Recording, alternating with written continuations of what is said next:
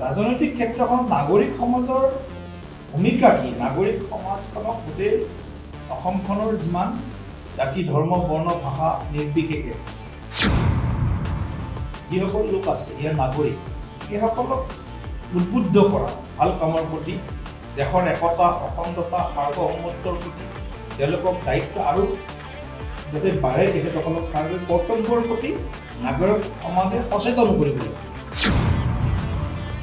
কিন্তু তেওঁলোকৰ কামবিলাকত তেওঁলোকৰ কথাবিলাকত কৰ্তব্যৰ প্ৰতি যেন সচেতনতা প্ৰকাশ পোৱা নাই আৰু তেওঁলোকে ৰাজনৈতিক ক্ষেত্ৰখনত প্ৰভাৱ বিস্তাৰ কৰিব বিচাৰিছে সমাজে যিসকল ব্যক্তিক মাতি আনে বা তেওঁলোকৰ যিটো মানসিকতা এই মানসিকতা অসমৰ খিলঞ্জীয়া মানুহৰ স্বাৰ্থৰ গুণ নাই অসমৰ সুৰক্ষা নিৰাপত্তা লৈ যি অশনি সংকেতবিলাক আমি দেখিবলৈ পাইছোঁ সেইবিলাকৰ ওপৰত তেওঁলোকৰ কোনো চিৰিয়াছ থট নাই আৰু কোনো ৰোডমেপো নাই কেৱল মাত্ৰ তথাকথিত মানৱতাৰ যিটো তেওঁলোকে শ্লোগান আওৰায় সেই সন্দৰ্ভত আমি এটা কথাই স্পষ্টকৈ বহু বছৰৰ পৰা কৈ আছোঁ যে অসমখন কোনো বাংলাদেশী মূলৰ মুছলমানৰ চৰণীয় পথাৰ নহয় আমি সদায় এই বিষয়টো কৈ আছোঁ যে অসমক যিসকলে বুজেই গছ হ'ল আমাৰ অৰ্থনীতি আমাৰ আধ্যাত্মিক উপাসনাস্থলীৰ পৰা আৰম্ভ কৰি ৰাজনৈতিক ক্ষেত্ৰখনত যিসকলে নিৰ্ণায়ক শক্তি হ'ল তাৰ ওপৰত আমাৰ বিৰোধ আছে কোনো ব্যক্তিক কেতিয়াবা কোনোবা এজন ব্যক্তিক আজি শৰণ দি তেওঁক কিবা বিশেষ পৰিস্থিতিত মৰম কৰা কথাটো বেলেগ কিন্তু তেওঁলোকৰ যিটো এটা ভয়াৱহ তেওঁলোকৰ যিটো ব্লু প্ৰিণ্ট সেই ভয়াৱহ ব্লু প্ৰিণ্টটোক এখেতসকলৰ নাগৰিক সমাজ কওক কিছুমান তেনেকুৱা পদ্মশ্ৰী হামিদা কি নাম আছিল তেখেতৰ যিটো বক্তব্য সেই বক্তব্যৰ লগত অসমৰ স্বাৰ্থৰ বিৰোধ আছে সেইকাৰণে তেখেতৰ বক্তব্যক আমি খণ্ডন কৰিছোঁ আৰু তেখেতসকলৰ যিটো ব্লু প্ৰিণ্ট আছে অসমৰ জনগণে এই কথাটো উপলব্ধি কৰাৰ সময় সমাগত যে এওঁলোকৰ নিচিনা কিছুমান চ' লিবাৰেল বুলি যাক কোৱা বা কিছুমান এনেকুৱা শক্তি আছে যি শক্তিয়ে অসমখন বা ভাৰতখন অস্থিৰ হৈ থকাটো সদায় বিচাৰে গতিকে এওঁলোকক অস্থিৰ কৰা ভৱিষ্যতৰ দিনত এওঁলোকৰ যিটো পৰিকল্পনা তাক আমি বাস্তৱ হ'বলৈ দিব নোৱাৰোঁ সেইকাৰণে অসমত থকা সৌন্দৰ্যযুক্ত মৈমনচিঙীয়া মূলৰ হওক বা বাংলাদেশী মূলৰ যি মুছলমান আছে মুছলমানসকলক ভৱিষ্যতৰ দিনত সুযোগ সুবিধা নিশ্চয় আমাৰ চৰকাৰৰ দিনতে আহিব বা আমাৰ চৰকাৰেই কৰিব এই কামটো তেওঁলোকক অসমৰ পৰা বিতাড়িত আমি কৰিম কেনেদৰে এনেধৰণে তেওঁলোকক ইয়ালৈ আহি এই সময়ত অশান্ত কৰাৰ কেনেকৈ সাহস পায় হয় তেওঁলোক হৰে কৃষ্ণ ডেকাৰ দৰে মানুহো তাত আছে কথাতে কৈছোঁ নাগৰিক সমাজখনৰ কিছু ব্যক্তি বা কিছু তেওঁলোকৰ মন্তব্য যোৱা কিছু দিনৰ পৰা আমি প্ৰত্যক্ষ কৰি আছোঁ সকলোৱে শুনিও আছোঁ তেওঁলোকৰ মন্তব্যবিলাক অসমৰ স্বাৰ্থৰ পক্ষে নহয় সদায় অসমৰ স্বাৰ্থৰ বিপক্ষে আৰু এটা আচৰিত কথা দেখিবলৈ পাইছোঁ তেওঁলোকে ৰাজনৈতিক ক্ষেত্ৰখনত প্ৰভাৱ বিস্তাৰ কৰিব বিচাৰিছে ৰাজনৈতিক ক্ষেত্ৰখনত নাগৰিক সমাজৰ ভূমিকা কি নাগৰিক সমাজখনক গোটেই অসমখনৰ যিমান জাতি ধৰ্ম বৰ্ণ ভাষা নিৰ্বিশেষে যিসকল লোক আছে ইয়াৰ নাগৰিক সেইসকলক উদ্বুদ্ধ কৰা ভাল কামৰ প্ৰতি দেশৰ একতা অখণ্ডতা সাৰ্বভৌমত্বৰ প্ৰতি তেওঁলোকক দায়িত্ব আৰু যাতে বাঢ়ে তেখেতসকলক তাৰ কৰ্তব্যৰ প্ৰতি নাগৰিক সমাজে সচেতন কৰিব লাগে কিন্তু তেওঁলোকৰ কামবিলাকত তেওঁলোকৰ কথাবিলাকত কৰ্তব্যৰ প্ৰতি যেন সচেতনতা প্ৰকাশ পোৱা নাই আৰু তেওঁলোকে সদায় আমাৰ ইয়াত যাতে অসমখনক যাতে সব টাৰ্গেট যিটো সদায় তেওঁলোকৰ আছে এটা সময়ত জিন্নাই কৈছিল হাজকে লিয়া পাকিস্তান লড়কে লেংগে হিন্দুস্তান 1905 চনৰ পৰাই গোটেই অসমখনত যিটো অবৈধ সেই সময়ত হয়তো বাংলাদেশ নাছিল এই সময়ত পূব পাকিস্তান আছিল পূব পাকিস্তানৰ পৰা অবিৰতভাৱে বিভিন্ন সময়ত 37 চনত গ্ৰোমুৰ ফুড নামটো গ্ৰোমুৰ ফুড কিন্তু আচলতে এটো গ্ৰোমুৰ মুছলমান ইন্টাৰনেল তেওঁলোকৰ এজেন্ডা আছিল গ্ৰোমুৰ মুছলমান গতিকে গ্ৰোমুৰ মুছলমানৰ যি মানে আমি দেখিছো আজি তাৰ পৰিণাম দেখিছো ভয়াবহ ডেমোগ্ৰাফিক যিটো চেঞ্জ হৈছে সেই চেঞ্জটো এলোকৰ গাত নালাগে এলোকে ভাবে যে এলোকে অসমৰ ভৱিষ্যত ত্ৰাণকৰ্তা হৈ থাকিব এতিয়া আমি কিছুদিন আগত গম পাইছো যে অসমীয়া ভাষা নিলিখো বুলিও হুংকাৰ দিছে তেতিয়া এলোকৰ মুখবিলাক বন্ধ এলোকৰ ষ্টেটমেণ্ট নাপায় নাগৰিক সমাজখনৰ তেতিয়া মুখত তালা লগাই থৈ দিয়া হৰে কৃষ্ণ ডেকা যদি সঁচাকৈ অসমীয়া সঁচাকৈ যদি তেওঁৰ গাত অসমীয়াত্ব আছে নিশ্চিতভাৱে এনেকুৱা কথাবিলাকত তেওঁৰ মন্তব্য স্পষ্টভাৱে প্ৰকাশ পাব লাগে গতিকে এওঁলোকে এটা গ্ৰুপ হৈছে ভাৰতবৰ্ষত টুকুৰে টুকুৰে জ্ঞান বুলি এটা ডাঙৰ এটা মানে তেওঁলোকৰ মানে এটা কি বুলি কম স্তৰে স্তৰে এনেকুৱা কিছুমান সকল লিবাৰেল বা শুধু সেকুলাৰিষ্ট যাক কোৱা হয় সদ্ম ধৰ্ম নিৰপেক্ষতাবাদী এই শুধু সেকুলাৰিষ্ট সকল বেছি ভয়ংকৰ লেফটিষ্ট আইডিঅলজি এলোকে কাম কৰে কৰবাত এলোকে সুযোগ পালে মাওইষ্টকো সমৰ্থন কৰিব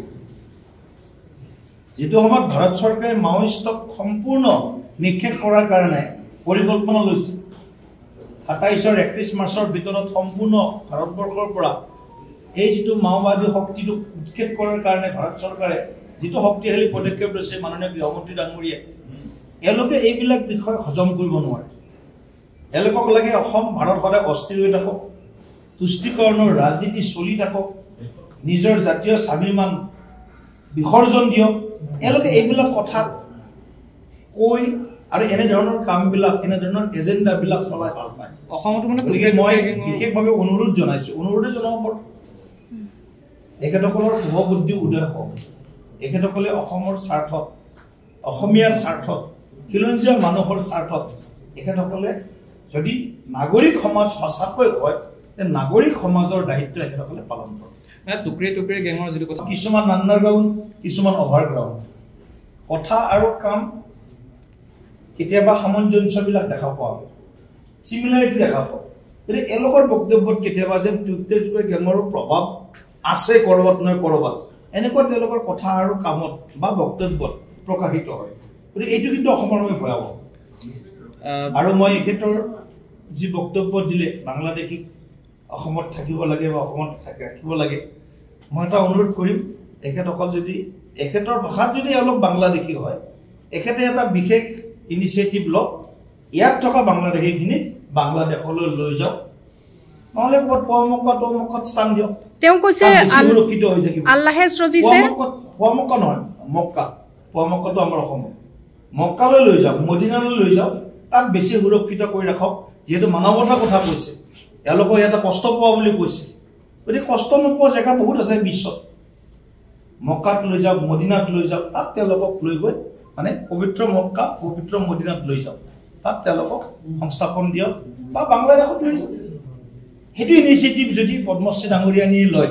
ভাৰতবৰ্ষৰ লগতে অসমে বিশেষভাৱে উপকৃত হ'ব আৰু এটা অন্য 27 তাৰিখে আমাৰ বৈঠক আছে 3-4 খলপীয়া স্তৰৰ বৈঠক আছে তাত আমি সিদ্ধান্ত মোটামুটিভাৱে এটা ল'বৰ কাৰণে আগবাঢ়িম আৰু আমাৰ ছাৰ্ভে ইত্যাদিৰ প্ৰায় ৰিপৰ্ট আহিছে 3টামান ছাৰ্ভেৰ বিভিন্ন স্তৰত ৰিপৰ্ট আহিছে গোটেইখিনি আমি এনালাইচিছ কৰিম 27 তাৰিখে আৰু বোধহয় এনেকুৱা কেইদিনৰ ভিতৰতে আমাৰ নটিফিকেশ্যনো আহিব নিৰ্বাচনী অধিসূচনা জাৰি হোৱাৰ সম্ভাৱনা আছে গতিকে লগে লগে আমি সিদ্ধান্ত ল'ম আমাৰ মোটামুটি পেনেল সাজু আছে খালি নামৰ লিষ্টখন বনাই দিব লাগে যাৰ জিকাৰ সম্ভাৱনা অধিক থাকিব তেওঁলোকে প্ৰাৰ্থিত্ব পাব ইয়াত বিভিন্ন ধৰণৰ কোনোবাই আহিব আমুকে টিকেট পাব লাগে তমুকে টিকেট পাব লাগে এইকেইদিন পাৰ্টি অফিচতো ৰাতি নিশা 2টা বজালৈকে মানুহ থাকে গতিকে তেওঁলোকে কাবাৰ হৈ আহে স্বাভাৱিক কথা এইটো আহিব কিন্তু যিটো আমাৰ প্ৰতিবেদনত আহিব আমাৰ ছাৰ্ভেত আহিব আৰু দলৰ কাৰ্যকৰ্তাসকলৰ এটা মতামত আমি লওঁ ৰাইজচুমাৰী বুলি কয় ৰাইজচুমাৰী এটা আমি গ্ৰহণ কৰিম নিৰ্বাচনৰ দিন ঘোষণা হোৱাৰ লগে লগে ৰাইজচুমাৰী এটা ল'ম মতামত ল'ম কাৰ্যকৰ্তাসকলৰ তেওঁলোকৰ পৰাও আমি যি মত পাম তাকো আমাৰ চূড়ান্ত যিটো আমাৰ পাৰ্টি তালিকা হ'ব সেই সিদ্ধান্ত গ্ৰহণত কাৰ্যকৰ্তাৰ মনৰ কথাখিনিকো আমি অগ্ৰাধিকাৰ নাই এতিয়া 38টাত যেতিয়া প্ৰভাৰী দিছোঁ 38টাতে খেলাৰ আমাৰ পূৰ্ণ যোজনা আছে কিন্তু আমি অকণমান 27 তাৰিখলৈকে বাট চাইছোঁ 27 তাৰিখে সকলোৰে মত লৈ পেলাই আমি আগবাঢ়িম কিন্তু আমাৰ প্ৰস্তুতি 40টাৰ ভিতৰত 40টাতে খেলা 2টাত আমি সন্মানজনকভাৱে আঞ্চলিক দল আমাৰ লগত পাকে প্ৰকাৰে আছে মানে প্ৰত্যক্ষভাৱে বা পৰোক্ষভাৱে আছে গতিকে সন্মানজনকভাৱে আমি এই কথাখিনি চিন্তা কৰি লৈছোঁ গতিকে চূড়ান্ত সিদ্ধান্তটো 27 বা 28 তাৰিখে আমি গ্ৰহণ কৰিম বৰভূমিৰ যিসকল হাই কৰছে নেকি বিধায়ক বা বৰ্তমান প্ৰাক্তন বিধায়ক তেনেকুৱা হয়তো ক'ত এজন দুজন হ'ব পাৰে কিন্তু কথাটো হ'ল কি এতিয়া বহু বৰভূমিৰ আঞ্চলিক দলৰ নেতা কৰ্মীও আমাৰ লগত যোগাযোগ কৰি আছে যোগাযোগ কৰি আছে আমাৰ যোগাযোগ কৰি আছে আমাৰ লগত এইটো কথাই কম এইদিনতে যোগদানো হৈ যাব পাৰে ৰাজনীতিত মানে সম্ভৱ বোলা বস্তু নাই যদি বিটিচিৰ চিন্তা কৰে 35 লক্ষ বিটিচি বাকী কল্যাণৰ চিন্তা কৰে আমি একেই চিন্তা কৰিছোঁ দুৱাৰটো মই আগতেও কৈছোঁ দুৱাৰটো খোলা আছে দুৱাৰটো খুলি ৰাখিছোঁ গতিকে চাওক 2-4 দিনৰ ভিতৰতে